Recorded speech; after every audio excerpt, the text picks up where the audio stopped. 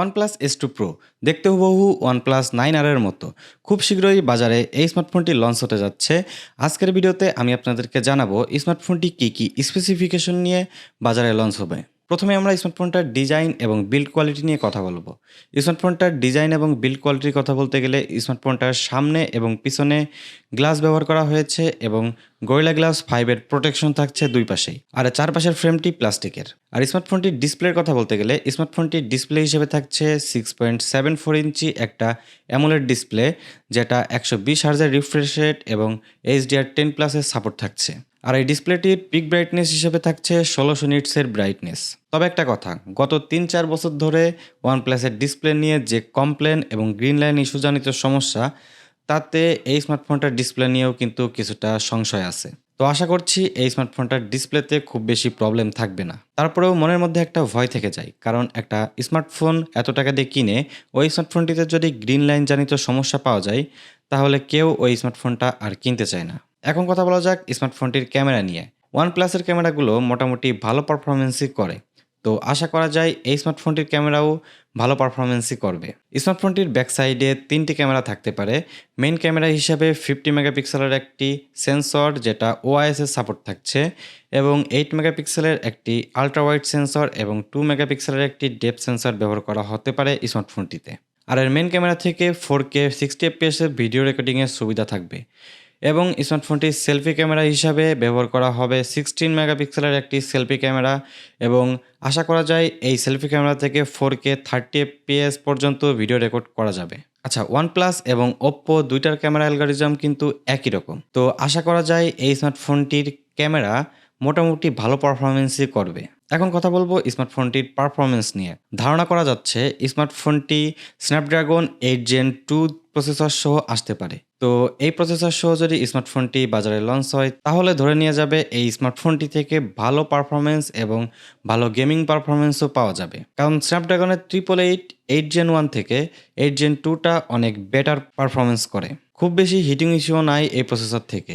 তো আশা করা যায় এই প্রসেসরটা স্মার্টফোনের ভালো একটা পারফরমেন্স ধরে রাখতে পারবে। আর স্মার্টফোনটি অ্যান্ড্রয়েড 13 এর উপর, ColorOS 13.1 এর উপর রান করবে।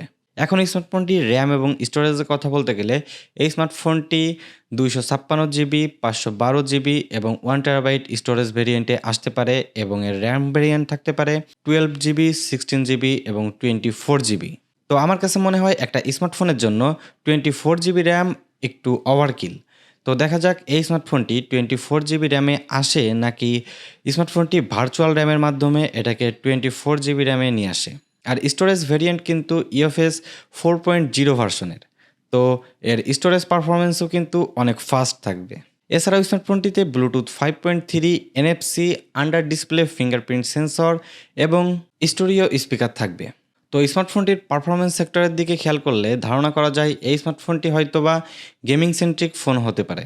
আর স্মার্টফোনটিতে ব্যাটারি হিসেবে থাকবে 5000 mAh এর ব্যাটারি এবং 150 ওয়াটের একটি ফাস্ট চার্জার। যেহেতু স্মার্টফোনটিতে 150 ওয়াটের ফাস্ট চার্জার থাকবে, তো আশা করা যায় স্মার্টফোনটি 0 to 100% চার্জ হতে হয়তোবা 14 থেকে 16 মিনিটের মধ্যে হয়ে যাবে। তো স্মার্টফোনটিকে আপনারা OnePlus 11R এর ছোট ভাই ধরতে পারেন, কারণ এই স্মার্টফোনটি OnePlus 11R এর মতো হুবহু দেখতে, কিন্তু ডিজাইনে হালকা কিছু চেঞ্জ থাকবে এবং ভিতরের কনফিগারেশনে আরও কিছু চেঞ্জ থাকছে।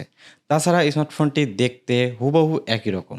আর স্মার্টফোনটি ধারণা করা যাচ্ছে 23শে নভেম্বর গ্লোবালি লঞ্চ হতে যাচ্ছে। আর স্মার্টফোনটির প্রাইসটা এখনও তেমন ধারণা করা যাচ্ছে না, তবে আমি চেষ্টা করব ডেসক্রিপশন বক্সে এর প্রাইসটা সম্পর্কে একটা আপডেট দিয়ে দেওয়ার। তবে আমি পার্সোনালি মনে করি এটা বাংলাদেশি টাকায় আনঅফিশিয়ালি আসলে আমার মতে 40 থেকে 50,000 টাকার মধ্যে এই স্মার্টফোনটা লঞ্চ হতে পারে। তবে আমার মনে হয় এই প্রাইস সেগমেন্টে এই স্মার্টফোনটা থেকে কিন্তু এখন বর্তমানে অনেক ভালো ভালো অপশন থাকছে। তাহলে কেন ভাই এত টাকা দিয়ে একটা গ্রিন লাইনওয়ালা স্মার্টফোন মানুষ কিনবে? তো বরাবরই কিন্তু ওয়ানপ্লাসের স্মার্টফোন ভালো কনফিগারেশন নিয়েই বাজারে লঞ্চ হয়, কিন্তু রিসেন্টলি ওয়ানপ্লাসের ডিসপ্লেতে গ্রিন লাইন জনিত সমস্যার কারণে এদের স্মার্টফোনের সেল অনেকটা কমে গেছে। তো ওয়ানপ্লাস যদি এই বিষয়টা মাথায় রেখে তাদের ডিসপ্লের সমস্যাটা ফিক্সড করতে পারে, আশা করি ওয়ানপ্লাসের স্মার্টফোন আবার আগের মতো ভালো পরিমাণে সেল হবে। আরেকটা বিষয়, আপনাদের কাছে আমার একটা প্রশ্ন থাকবে, আপনারা কি কেউ OnePlus এর স্মার্টফোন ইউজ করেন? যদি ইউজ করে থাকেন তাহলে জানাতে ভুলবেন না আপনাদের স্মার্টফোনটিতে কোনো ডিসপ্লে জনিত প্রবলেম হয়েছে কিনা। তো বন্ধুরা, আজকের ভিডিওটি এই পর্যন্তই। ভিডিওটি যদি ভালো লাগে ভিডিওতে লাইক, কমেন্ট, শেয়ার এবং চ্যানেলটিকে সাবস্ক্রাইব করতে ভুলবেন না। আসসালামু আলাইকুম।